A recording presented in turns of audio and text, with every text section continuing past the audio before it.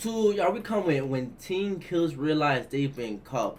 Nigga, first of all, look, I feel like there's a lot of teen killers, like, or maybe it's just cause social media, like really be like pushing out, like, cause maybe like back in the day, like we didn't have no social media, so you really didn't know what's going on.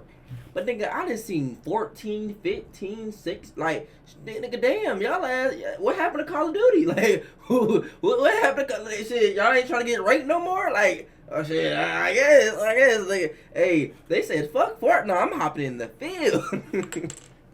Hey, shout out to y'all boys. Hey, y'all do y'all thing. I'm in the house. Look, hey, y'all know where I'm at. But look, welcome new subscribers, new people. Let's go ahead and get into the video. Let's get to it. Usually, cops expect the killer to be a full-grown adult. But what happens when it's secretly a teenager? You're just arresting me on a charge that's made up. On the 2nd of May, 2023, a single stray bullet was found on the floor of this school's cafeteria. Immediately, the school was placed under strict lockdown, and police started to search every single student. Yeah, his ass did it. Look at him. Yeah, he did it, yeah.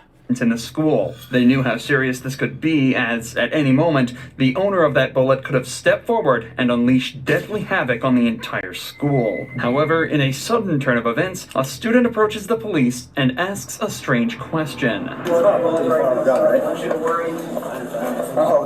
Somebody find something? You know about it? Because I had a bullet in my pocket, but it wasn't like, it's not like I'm playing anything. Oh, I dropped it on the so ground. okay. I didn't know I'm not allowed to bring a bullet. Okay, why don't you call him? He's gonna call him. Nigga, that's I'm not like a school shooter. The student was identified as Nolan Rosen, who, despite all evidence to the contrary, claims he's not planning anything, and he's not a school shooter. Obviously, though, the police just can't take him at his word, that's a crazy and they thing to have say. to treat him as an immediate threat to the school's safety. If I was a school shooter, I wouldn't tell you. You know what I mean? Today's day, you gotta compare it to safety. That's well, let me ask you this while I got you right here. Just be honest with me. You didn't bring any gun to school, did you? No. That's the only you only had one round? Yeah. Okay. I wouldn't like bring a gun to school. No, okay, I know. That's not my intention. You know I gotta ask though, right? Was there a bullet found there? Well, it's gotta be the reason we're doing all this. When I looked it up, it said there's no statute for bringing up, like there's no law against bringing a bullet to school. Okay. I was just letting you know. Why would you Despite bring a bullet Nolan's to school? oddly calm demeanor and bold claims, the cops decide to search him anyway for the exact reason Nolan's already brought up. If he was a school shooter, he wouldn't tell them. Alright, just turn around, face over here real quick. Put your hand on that table for me. Oh, I got more bullets. I got two. Okay, don't put your hand in your pocket. Just keep your hands on the table. Just put them on the table. Just put them on the table for me real quick, okay? So I'm gonna have to search you. Two in this one? Literally, if I thought I was doing anything wrong, I wouldn't bring. I got you. You just know in today's day and age you can't be too safe, right? Yeah. Right there. Okay, that's all of them? Yeah. Alright, so I do gotta continue searching, that's all. Literally half on there, so 22 rifles, not even an assault. It's not even an assault. Right. 12, Are these from a range? No, I have a Henry repeating rifle. Kind of just use it as like a thing to like comfort me a little bit. The fuck? What is that nigga talking about to comfort you? Yeah. I don't like. I'm not. There's no ill. I have no ill intention. Nolan tells the cops that he's actually worried about the threat of guns on campus and keeps a weapon at home because it comforts him knowing he can protect himself. This might make sense to him, but the cops suspect there's something more to this story. God, I would raise a concern, but I'm really scared about that stuff, like school shooters too. I'm like very, it makes me anxious too that anyone can just walk into school and shoot it up. Like, you're worried about that? Yeah, I worry about that stuff a lot sometimes. You have a gun in your car? Yeah, of course. Well, not of course. Like, I don't carry it all the time, but I just literally carried it in my car. Like, I don't bring it in the school. Is there a gun in your car right now? Yeah. Well, let's go out. You'll stay. Yeah. They're in my bag. It's not an assault rifle. It's literally a 22 Henry repeating rifle. I didn't ask. For small game. I just want to know if you have one there. The atmosphere in the room changes instantly as Nolan admits to bringing a loaded weapon onto the school campus. The cops' perception of him changes from a confused kid to an active threat. And if he's comfortable bringing a weapon to school in his car, who knows what else he's not telling the officers. 2 cops stay with him in the office, and the rest head out to search his car. I mean, he being honest. Damn your shit nasty, boy. It's right here. Okay. Yeah, just Just leave it right there for now. It's basically like just a 22 rifle, right? Like something to shoot rabbits with. Or squirrel. Yeah. How to check if it's loaded? We'll check it. So you put it in there, I think. Yeah. He got a fucking case. He literally got like a little storage box, man, in the back. What? And if you gotta like cock that back to get inside. This is how you like chamber it. The cops discover the weapon in his car and note down the serial number, but they struggle to determine if the weapon is loaded or not. So instead, they turn their attention to Nolan himself and try to decide what to do with him. He's 18. Yeah, he's 18, so I don't know what the, I guess, higher up. Yeah, what do you do in this situation? Take him out of here and cuff. Absolutely. Yeah. You verify that he's 18? So he looks on the... Yeah, I can triple check, but... Is he a senior? He's a junior. 18-year-old junior? Yeah. Those are usually the ones that break down. Meanwhile, back in the Nigga, wait, those are usually the ones that bring guns, bro. What are you talking about? This nigga just chatting like he just wanted to say something. Like, what are you talking office, about? the other cops are trying to get to the bottom of why he'd even bring the weapon in the first place, especially if he wasn't planning on using it at all. He just told you. I don't bring the rifle because I'm like assuming I'm gonna have to use it. I just bring it because first of all it looks cool, and second of all it's like the comfort thing. Before I brought the gun, I'm pretty sure like I was allowed to bring it. Like I don't think there was anything saying I'm not allowed to bring it. Okay, I got you. But I know it's like Are you a senior? in the modern age. This is bad. Are you a senior? No, junior. Junior, okay. How old are you? 17. Gotcha. 13, sorry. This is an issue that will come up a lot throughout the rest of this case. Nolan fully believes that there is no law stopping him from bringing a firearm onto school property. But this is, of course, fundamentally incorrect. Ohio Revised Code Section 2923.122 explicitly states that no person is allowed to bring or attempt to bring a deadly weapon into a school safety zone. In fact, it even bans the possession of objects that look like weapons, as they may incite panic, just as Nolan has today. Bear this in mind as the investigation continues. I just see a lot of videos where having the gun prevents like altercations. Like online videos Yeah, and stuff there'll be like a different that. outcome and stuff. Like there's one guy who was like 200 pounds bigger than this guy, and he comes up to his car and he's like, I want to fight you. It looks like he's about to rip him out of his car, and the guy just pulls out a gun, and the guy turns around and walks the other way, and it's like that's all it is. He didn't even like do anything just because he saw the gun. You know, it's just like it's over. So that could be a case, but another thing, so I'm a subject control instructor, so I teach all the police officers basically how to fight like martial arts and stuff like that. You've heard of this 21-foot rule, right? If somebody has a knife within 21 feet of you, they're more dangerous than the guy with the gun because they can clear that distance quickly. Oh wow. But everything... Come with me. Unfortunately for Nolan, though, it's time for him to face reality. He brought a gun to school, and despite him claiming there was no ill will and that he had no idea there was a policy against Take his ass to it, jail. the cops and school officials have already made their decision. Well, surely you can imagine having a gun on school property is a major issue. So I am suspending you for 10 days with a recommendation for expulsion. And since you are also on a 504 plan, somebody from the special education department will be reaching out to you because we're going to have to hold what's called a manifestation determination meeting. But at this point, it is a 10-day suspension with a recommendation for expulsion for weapons, specifically a gun, and disruption and misconduct. I have to go fill out the rest of the paperwork. I didn't disrupt anything. The whole school was on lockdown, buddy. I'd call that about as big of a disruption as you could have. Sorry. Well, the problem wasn't bringing the gun. The problem was I dropped the bullet. That was the problem. And this still isn't the end for Nolan, as the cops take him into custody, and he's shown that the "it's not illegal if you don't get caught" logic is only a fallacy. We talked to our prosecutor. It is against the law to bring a gun into what's called a safety zone or a school, right? That's subjective. What is subjective? But you consider it like a safety zone. Now's not gonna be the time to contest it right now, okay? So basically what I'm telling you is we're gonna end up charging you, okay? And you're 18 years old. There's no law against that. Bringing a gun on the school property, there's no law. Like, there's no statute. I'm telling you there is. It's a policy, not a law. No, there's a state Nigga. law Nigga. in Ohio. There's also another. Nice to meet you. Nigga, how you gonna tell me I'm the police? Hey, we're gonna debate what is or isn't. We know what we have. We have violation of law, right? I don't think there is a violation of the law. Okay, you can think that, and we do arrest people that think they aren't in violation of laws. That does happen. You have the right to believe that. You can believe whatever you want to believe. This is a newer generational problem. This is not like a problem that they had like back in the day. This might be like your first time dealing with a situation like this in your whole career. So I don't think you can just arrest me like that. Well, we are arresting you. Put your hand behind your back. You said I could wait your hand behind your back. I'm telling you, I respect you. It's okay. It's okay. It's okay. It's okay. We're okay. Go ahead. Nolan was arrested and charged with improperly handling firearms, possession of a deadly weapon in a school zone, and inducing panic. That's valid. He pleaded not guilty to all of these charges, maintaining his story from the body cam footage. What? It's all too easy for kids to cause such havoc, and it's lucky that Nolan decided not to use his weapon for evil, just as Michael Did he Beaver kill did anybody? to kill his entire family. But before our next Wait, firearm... wait, hold on. It said when teen killers realize they've been caught, this nigga ain't killed nobody. Possession of a deadly weapon in a school zone, and inducing panic. He pleaded not guilty to all of these charges, maintaining his story from the body cam footage. It's all too easy for kids to cause such havoc, and it's lucky that Nolan decided not to use his weapon for evil, just as Michael Beaver did to kill his entire family. But before our next case, let's first take a moment to thank our sponsor, Incognito, for helping us fund these videos. Boy, we is not getting to no sponsor, boy. Hey, shout out to you, my guy. But no.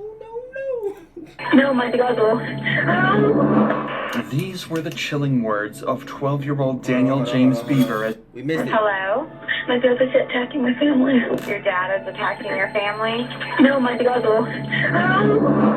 These were the chilling words of 12-year-old Daniel James Beaver as he begged for the police to save him from his two older brothers, who were running rampant throughout his house and killing everybody inside. But less than a minute after the phone call began, Daniel could be heard screaming and begging for his life until the line went dead. Police arrived at the scene quickly and were greeted by a gruesome scene that had played out all across the house. Blood was found smattered around the porch, and a faint cry for help could be heard from inside. The plea came from 13-year-old Crystal Beaver, but everybody else in the house, except for 2-year-old Autumn, was dead. One of the surviving Bever children, a 13-year-old girl, saying her brothers were fascinated by mass killings for at least a year. Police heard commotion near the back door of the property and discovered... Y'all, I swear to God, bro. Look, listen, this is all my niggas out there, bro. Look, this is to all the men.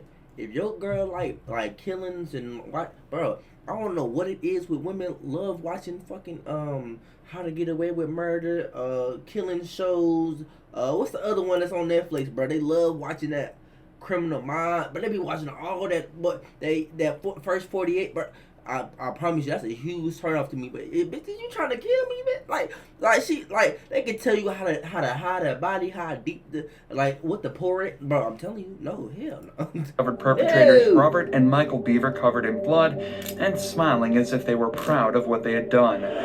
Robert was laughing and told police that killing more than one person had turned him into a god. Unfortunately, Robert's interrogation tape was never released to the public, but 15-year-old Michael's is fully available and gives us some insight into what drove these boys to commit such a brutal crime. I was hoping maybe you could kind of just go back at the beginning when all this started and kind of tell me what happened. A couple months ago, he started talking about rampage and stuff like that. Okay. I didn't take it seriously at first, but then he started buying body armor and stuff. Where did he buy body armor from? eBay and Amazon. Robert's room was found filled with weapons and body armor, including machetes, hunting knives, and daggers. Apparently, they'd been collecting all of this for months, but when their sister Crystal told their mother about it, she simply passed it off as normal, saying that boys will be boys, and there's nothing to worry about. She couldn't have been more wrong. Where did you start buying guns from? He bought them online. I think the website's like Bud's Gun Shop, and he bought 2 blocks. He bought 41 and a shotgun. I forget, it's like a box food, I think. Then he bought 250 shotgun rounds on eBay. And then I think he bought close to 1,000 rounds for the Glocks. Wow, okay. Where was he supposed to pick those? The ammunition was being shipped to the house. Knives and machetes were one thing, but guns and over 1,000 rounds of ammunition are a completely different matter. So once they'd ordered it to their house, they knew that their parents couldn't be home when it arrived. But what did they even need all of these weapons for? It doesn't take 1,000 bullets to kill 5 people. Well, it turns out that the brothers had a much bigger plan. Tell me more about making plans and what you guys talked about. Making plans, we plotted every night. Every night? Because he just, he says he hates everyone. He thinks society is pointless. And so he wanted to, beat, the amount of other famous people like Columbine and James Egan. So did you guys have a goal? Did you have a number? He just wanted, I think he wanted to kill 50. Okay. The two boys stayed up late most nights talking and scheming, and once they realized they were both separately interested in murder, the die was cast, and from their perspective, there was no turning back. The boys had grown a bond throughout their lives due to their living conditions. Their parents, April and David Beaver, were somewhat abusive to their children. They were homeschooled and even told not to interact with children outside of their own family. This left them alone with their own thoughts a lot of the time, and their only perspective of the outside world was the one that they'd formed in their own minds. This is how they developed such a negative outlook on society, and what drove them to form the next part of their plan. You picked a date, you said. Yeah, which was yesterday night. That was the date. How did you pick the date? For a revolting number of packages of stuff we have. Because, all the ammunition, he didn't want them to see that. So we went to kill everyone in the house first. Okay. And then wait for all the packages to show up over the weekend. And then we take the Yukon to Gavin State with the guns. So, their plan was set. Michael even said their idea was to cut up and dismember the bodies of their family and hide them in bins while they camped out waiting for the guns to arrive. He even added the gruesome detail that they only left Autumn alive because they had planned to decapitate her with an axe a little while later. But of course, all of these ambitious plans fell at the first hurdle. What about so, Crystal? What was it that happened that night that caused everything to fall apart for the brothers? The murders began with Crystal, who had entered their room at 11:30 p.m. on the 22nd of July, 2015, to the sight of them gearing up with body armor and knives. Michael lured her over to his computer, and Robert slit her throat from behind. Oh, so she fell down. She did die. One of them kept stabbing her. I kind of freaked out because, And then my mom came in and she started yelling, called the police, get dad. And then he came over and started attacking her. So he stabbed your mom with the same knife? Yep. And where did he stab her? I think in the neck too. At this point, Crystal had managed to get up and stumble out of the door in an effort to escape, but Michael quickly followed her and dragged her back inside. Is she still alive? Yeah, she was still screaming. And then that's about the time Dad came down. They got a little bit of a fight, but then eventually Robert got him down, Did he cut his throat too? The three eldest members of the family were now well and truly out of action. With their parents dead and Crystal's throat slit, bleeding out on the porch, they just left their 4 younger siblings, the people they thought would give them the least problems. This is also where we rejoin the story from earlier, and Daniel is on the phone with police hidden in his room. I'm just on the phone with the police. I grabbed the phone, which is my phone, got my phone. And then I went into the kitchen and I smashed the underground. Which was your phone? Yeah, it was my phone. I don't have a cell phone anymore. Shortly after, Daniel too was stabbed 21 times in the back, shoulder, and chest. Oh my God. The final 2 victims were hidden in locked rooms, but Michael managed to convince them that Robert was attacking him too. This lured them out, and the brothers finished their attack by once more stabbing 6-year-old Christopher and 5-year-old Victoria. This is demonic. This shit is demonic as hell. This shit is, oh my God, bro. Bro, what am I watching? Nigga is a, like, this is a demon seed, man. What y'all nigga, bro. This nigga, like it took a different type of person to stab, like, people. I'm not gonna lie. Cause a gun is just like a little squeeze. Like, I'm talking like stab a nigga multiple times. See, she like change your like, bro, what? and then your family. Shit. Why do I keep reacting to these videos? Like, in that night too. Bruh. This is why I have trust issues. Cause the video. Look, I'm gonna start. Look, this might have to be my last one for a minute, boy. Cause this shit be giving me trust issues, boy. What? Throughout this interview, though, Michael has been placing a huge amount of blame on Robert, even at points saying that he was just standing there, letting Robert do all the work, and that he was only part of this in the first place because he knew Robert was going to do this anyway, and he wanted to be on his good side. I didn't want to kill anyone, I didn't hurt anyone. I couldn't do it, so I was going to let him, kill everyone. Yeah, but you stabbed somebody in the neck. I mean, I just kind of... How do you feel about what you've done now? I didn't like it. I mean, how do you feel about your mother? You watched her get stabbed, you cut her throat yourself, and you watched her bleed all over the place and scream. How does that make you feel? Think about it.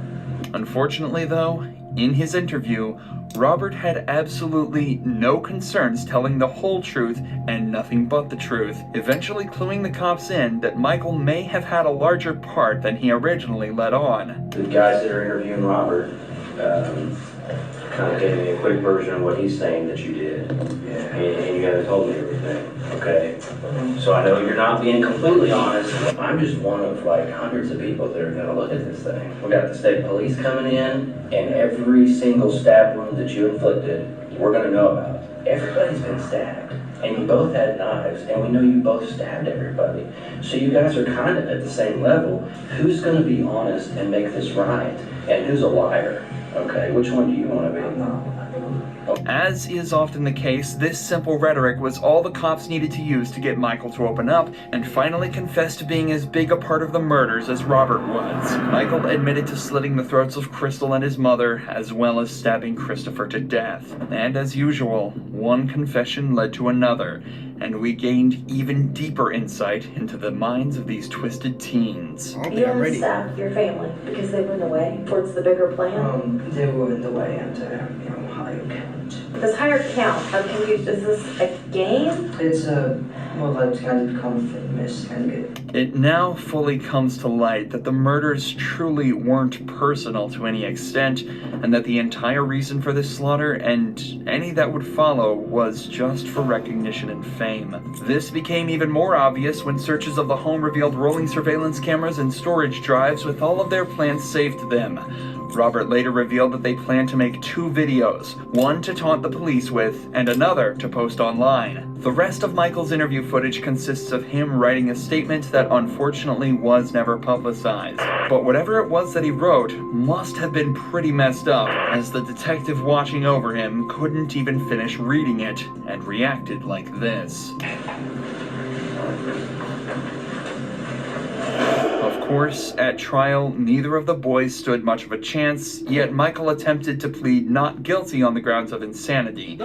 However, it didn't go so well for either of them, and they were both given 5 life sentences without the possibility of parole. The surviving children, Crystal and Autumn, were adopted by the same couple. However, things are totally different for Courtney Clenny, who didn't only kill her boyfriend, but thought she could get away with calling the police on herself.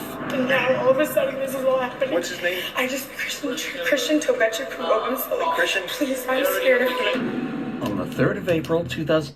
See, look, and this is another reason why I have trust issues. Look, I can't even get in a relationship. Y'all messing up everything for me. A family, a goddamn kids, a wife, a girlfriend. Like, nigga, damn, what can I have to myself? Like, oh my God. Alright, so she killed her mans and then called the police on herself. And she would have got away with. Well, you know how many, bro, we're not even getting into that, bro. We're not even getting into 2022, Miami police received a terrifying phone call. Hey, get my arm. Yeah, get my arm. Oh, my boyfriend is ma'am, what is the address? 134 Northeast 7 times. Baby, I'm so sorry. 27-year-old Christian Toby Abumseli was bleeding out in his girlfriend's lap with a brutal wound to the chest. When police arrived, pools of blood were found all over the apartment, and Toby was barely clinging to life. OnlyFans model Courtney Clenny had met Toby back in 2020. The two seemed to be deeply in love, but behind closed doors, things were completely different. The couple were known to have violent fights, and the police were even called multiple times to their apartment. But their biggest argument would take place in April of 2022 and result in Toby bleeding out and begging for his life. Courtney told police she had nothing to do with it, but police thought differently. So she was brought in for questioning, and a 5-hour-long interrogation began. My apologies for being absolutely covered in blood. Listen, you don't have to apologize, okay? I completely understand. Alright? Things happen, and you can't control it. Okay? How long have you guys been together? About 2 years. A year and a half to 2 years, yeah. Is he okay? He's still at the hospital. They're still, I know. monitoring him and talking to him. So we're waiting. Oh my God! So he didn't even have to have surgery. Well, I don't know. They're still doing X-rays and stuff like that. So I don't know yet. I'm waiting to hear a response. That's all I have to know. Thank Okay. God. The detectives tell Courtney that Toby is in the hospital, but alive. Detectives are usually unaware of how a suspect will react to certain information, so it's often safest to open by easing any issues they may have. And Boy, I would cap so hard, bro. Like, if I was a cop, I'd be capping like a mother. That nigga be dead, I'd be capping. I'd be like, he alive. He's saying who stabbed him and everything right now as we speak. But I'd just be talking in a non-accusatory manner. This makes the suspect feel more relaxed and more likely to open up. We just got back together. I had broken up with him, and then he came back the last 2 nights, and then just got into an argument, and I ended up getting scared, and I think that I overreacted, or not overreacted necessarily, but reacted, and I just didn't know exactly what might happen. Do you guys work here in Miami, or do you guys have your own business? I do social media, so I'm an influencer, I guess is what. Oh yeah. She's not an influencer. No. What do you focus on, like Instagram? No, or she's not an influencer, bro. Social media. Who are you influencing? Instagram. And what is it that he does? Stocks and crypto. Stocks and crypto. He just has stocks and crypto. We were gonna move into a house. So, have an apartment, and then we were like, maybe we just move right here. And then once we got here, we were like, no, this is dope. Yeah. So, we have the dog picked out. It's a golden retriever. We're going to name Mellow. So we're going to get the house. So we can have a backyard. Because I have 2 dogs, and then we're going to have 3. So we're planning on staying here for a while. You crying about the dog, not about why this nigga getting stabbed. Once again, you don't have to apologize. The detectives can tell Courtney is in a vulnerable state, but at the end of the day, they're there to solve a crime. Courtney's being investigated for stabbing Toby. Damn, Courtney, you bad as hell. And this angle shit. Damn, what's your name? Christian, shit. Damn, I'd be hurt too, she stabbed me, God. Damn. Shit. And the only defense she's given so far is that there was an argument and things got out of hand. If Courtney did in fact do what she's being accused of, being forced to think about her past and future with Toby would really be messing with her emotions, causing her to become more vulnerable and hopefully lead to an easy confession. You got it. You guys just will take out your dogs to the park, right? And then what happens after that? Like I said, a little bit before, I was doing laundry and tried to call my mom. She didn't answer the first time. And then he left, I guess he went to go bike over there. That's just what he said. I don't know if he walked or biked, but he told me he's going to bike personally. At the bicycle? Yeah. Okay. And then he came back with a Subway sandwich, and I said something about oh, are you gonna reshare your location with me? Did you share it? And he said, yeah, I shared it. And I was like, oh, when did you do that? And he goes, the other day, when you were done with me. And I was like, okay, well, fair enough. Reshare it. And then he told I mean, it kind of like turned into like a little like argument or something. This shit sounds And then he toxic. told me to reach your mind, and I was like, okay, yeah, I will. And then I didn't do it immediately. He asked me about it again, and I don't know what I was thinking, but just said something about, well, what if I'm somewhere you don't want me to be? Which I would have walked off right there. Hey, that's all I need. I wouldn't have been. I love him. Yeah. But maybe you don't want to know where I am. I guess maybe it'll just like hurt him because he was pressing me.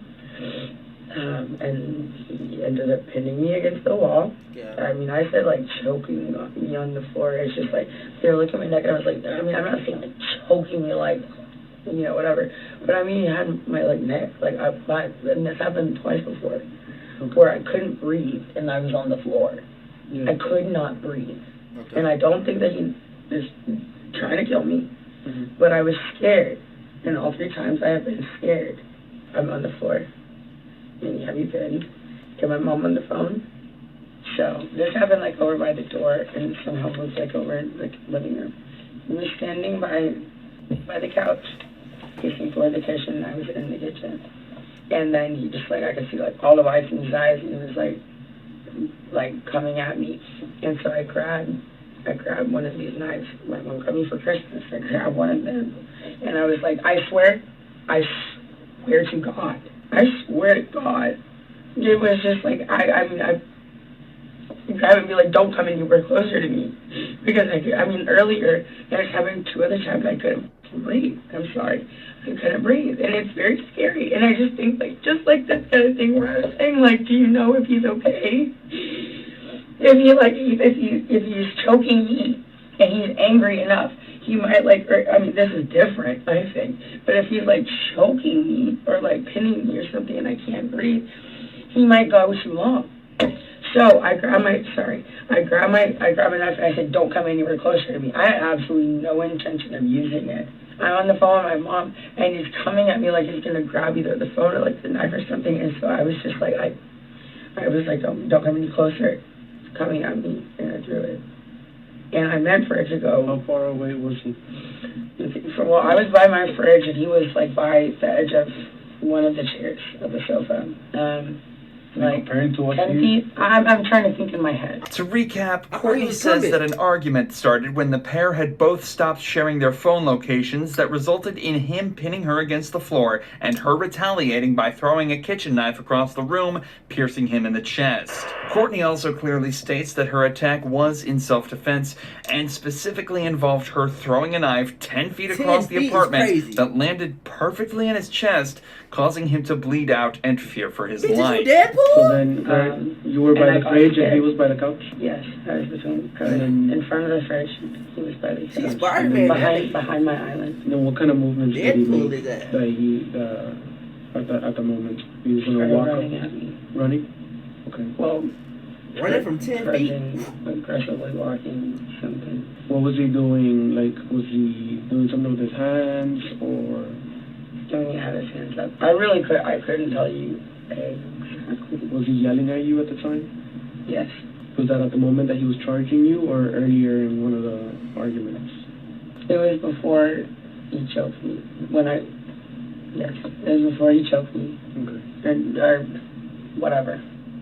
But I swear to God, I was scared. I mean, after like what I was scared. And I was on the phone with my mom and it was still happening. Yeah. I was scared. So you told me that he had you against the wall at one point, right? Okay. With his hands over your neck. Mm-hmm. And how did you end up from the wall to the ground? Let me go, and then I started swinging on him because I had been against the wall. Okay. I started trying to hit him. Yeah. And then he put me on the ground. He dropped you to the ground. When I'm trying to remember like a whole situation of where I was very upset about something. Yeah. Which I've learned this in therapy or whatever. It's like, write down like all the details so you don't forget. Just like write it all out clearly so that it makes sense to you and makes sense to somebody else. But I haven't had a chance to have a pen and paper or my phone to like write down exactly what happened. And I haven't even like fully thought about it. So honestly, my answer is I don't remember. That's fine. Okay. You guys have a history of violence? Yeah, You say you've been together how long, sir? almost 2 years. Almost 2 years. 2.5 to 2 years. So how many incidents you think you've had? I don't know, but we shouldn't be together. Have you made a report before? No. You've never made a report? Oh, I did in Dallas actually about a year ago, and he was detained. And what happened there? He had questioned me in the lobby, but it wasn't like a big deal, and they made it a huge deal. The couple had also been involved in another incident in Las Vegas less than a year earlier. Police were called to their apartment after a loud argument was heard, as well as glasses smashing on the floor and walls. The apartment was trashed when police arrived, and Courtney's story was all over the place. Why did you call for help? Because we were getting really loud. We were getting loud. I was like, oh my God, we're gonna like do damage to the room or something. Not damage to each other. Like I really want to like. Why would you highlight think? that. Why would you think that you were gonna do damage to the room? I like throwing something or like. Did you throw something? Did I? Yeah. No. Did anybody throw anything? No. So why would you think that there is damage to the room to be made? Because I've done that before in our house, and I. What have you done? Thrown a glass and plate. Did you throw a glass or a plate at him today? No. Okay. So if No, this is before. Okay, so when I go to the room and I see a broken glass on the floor, where did the glass come from? I don't know. I literally couldn't even remember how the. You can't remember shit, can you? Got that. Okay, well. Was there? Yeah. You get it. Well, I'm guessing that I threw a glass, but that sounds like me. So. Courtney was brought to jail and held for 12 hours overnight, but Toby refused to press charges and advocated heavily for release. This may seem like nothing, but police did conclude that Courtney had attacked him that night by throwing a glass at his head. If nothing else, it proves that Courtney was capable of attacking Toby unprovoked and opens up an entirely new avenue for this investigation. However, it also turns out that police had been in contact with the couple more recently. In fact, they'd actually been called by security to their apartment the day before the attack. But the cops have been up there one other time yesterday. For it's a sign before destruction, always, bro. Absolutely not. They harassed, but not the police, but security guards. A warning. From the office, like young security guards. Came up for no reason. Bothered him, bothered me. The cops were called, however, and captured an entire exchange on body cams, providing a stark contrast to the story that Courtney gave here. You call.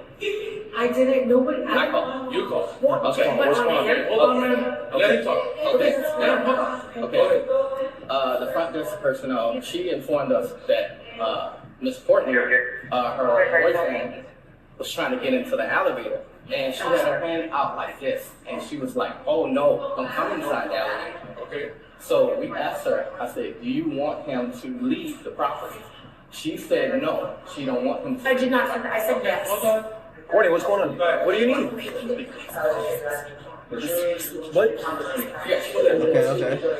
Okay. Yeah, come in. All right, so what do you want to do? I want a restraining order against Christian Evangeli. We don't issue those. Because, no, I'm serious. Court. Can I do that? You have to go to court. You have to go downtown. But how can I make police. myself first? Courtney is obviously extremely panicked in this footage and seems less concerned about any possible that she may have been sustaining and more worried about getting a restraining order before Toby can. It's also important to note that the building's security noticed her pushing Toby out of the elevator and screaming at him and mentioned absolutely no aggression coming from him. As the evidence mounts up, it's starting to get increasingly more likely that Courtney's whole self-defense story might be straying slightly away from the truth. But as is almost always the case in situations like these, everything is still hearsay, and officially debunking her claims is going to be a challenge for the detectives. But after leaving her alone for almost an hour and letting her change clothes, they return to the interrogation room with some more news for her.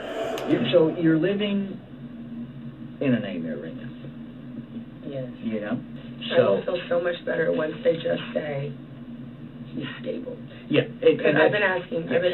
And that's what we're waiting for. That nigga's dead. I mean, I feel like He's if dead. he's not, that's a lot worse for me. So they've asked for an update, and I asked them for an update as well, so they're checking to see what's going on. Because they're I don't know what I'm gonna do. I don't know what I would do with myself if he's not okay. Shit, I tell you. You're going to jail. You're going to jail. Nigga, what? Talking about you don't know. I will tell you, nigga, you're going straight to jail. Straight to jail. Like, tell me you don't know what to do with yourself. I will lead you there. Look, grab my hand, let me take you there. Nigga, what? No matter what. I clearly can't be together. No matter what happens, no matter where this falls, right? You're going to jail. It's out of our control. So we have to inform you that Christian did not make it. Okay. Unfortunately, the doctors did what they could. And Christian is dead. Yes. Oh my God. Yep. You're going to jail. This is not real, right? Okay. Yeah. Yeah. Welcome. Christian died. Indeed.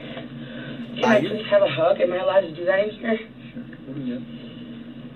I ain't giving you no damn hug. You a murderer. You better go hug your therapist. What? Talking about you need a hug. Christian need a hug. I need to hug my mom. Your mom? I cannot be left alone in like a room by myself. You won't be. You won't be at all, ma'am. You won't be. You will have a cellmate. you will have a cellmate. You're good. No, that's not true. That's not real, right? It is real. Christian is dead. Yes. They're not gonna lie. Deceased. The last thing he ate was Subway. What I was saying to that other room. What type of God shit? Forbid, The last thing he ate was God Subway. Forbid, when like from far away. What if I had accidentally hit a little bit lower and he died? We can't change what's occurred and get him before. So just step by step. So you'll get through this, all right? It's easy to tell by the detectives' reactions that they're fairly convinced what happened was indeed self-defense. In fact, one of them was even talking earlier about how he's sure she'd be allowed home that night and that everything was going to be fine. So it obviously wasn't hard for her lawyer to convince them officially that she wasn't guilty and she was let off without any charges. But remember, the detectives weren't aware of any of the evidence mentioned so far. Oh, okay. All they know is what Courtney told them. So as time went on, evidence started to mount up, and the Abumseli's case was starting to become stronger and stronger. Gotcha. The body cam videos started to become publicly available, and the true nature of her previous arrests came to light. There were also unflattering videos such as this one showing her drunk in public just days after her release. Yeah, and I'm seeking justice. Yeah, What? let's all videotape her. Right now, you should go. Yeah, you should go. Because you just know my boyfriend. Yeah, you did. Yeah, and okay, cool. Sure, people make mistakes and drink too much. But when you're seen acting like this in public just days after bawling your eyes out in an interrogation room, you don't exactly get painted in the best light. Just days later, footage secretly recorded by Toby was found on his phone displaying Courtney violently screaming at him, using aggressive language, hitting him across the face, and using racial slurs. Toby, you'll go. Courtney, I was on a bike ride and she passed me and I said hi. You and Courtney are having a live chat. My bad, I forgot to tell you that. That doesn't make you to act and call me.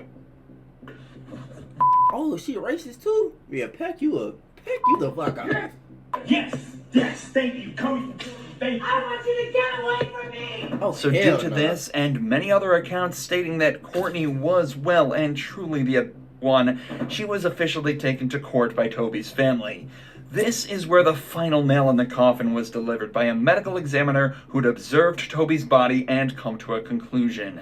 Now, based on the information you received that the defendant was alleged to have thrown this knife, do your observations support that? No. If the person who supposedly did this is an expert knife thrower, and the knife is the type of knife that you can throw, I guess that could have happened. Did you receive any information that the defendant was a knife thrower? No. So based on that fact that you did not receive that information, would it support that? No. And what would you expect to see a knife do if someone just flung it at somebody? It would just hit the body and bounce off. Now, as a result of this case, did you come to a cause, or did you make a determination as to the cause and manner of death? Yes. Could you please explain those to the court? The cause of death was stab wound of right subclavian artery. The manner of death was homicide. As of April 2023, Courtney is currently awaiting what's become one of the most anticipated trials in modern history. She faces life in prison on account of second-degree murder with all of the evidence stacked against her. It's not looking good for her as we prepare to see if she'll be spending the rest of her life behind bars. Good. Yeah, who's the nigger now? Who's the nigger now? Yeah, hey, yeah. Who's the nigga now? Yeah, pack her up. See you later. No, actually, we won't. We won't. Man, I'm tired. Look. Hey, this is what I call excellence right here. This is excellence. Look at the police doing their job. Look, shout out to y'all actually doing y'all job this time, man. Hey, look, without further ado, let me know what y'all thoughts and like just everything y'all let me know if y'all was feeling the same thing I was feeling like throughout this video, bro. I was mad. I was enraged. Cause the whole time she's sitting here capping, no, she killed that man. Then she said the N-word. Don't even get me started on that. But no. I love y'all. Stay safe, and I'll see y'all next video. We out.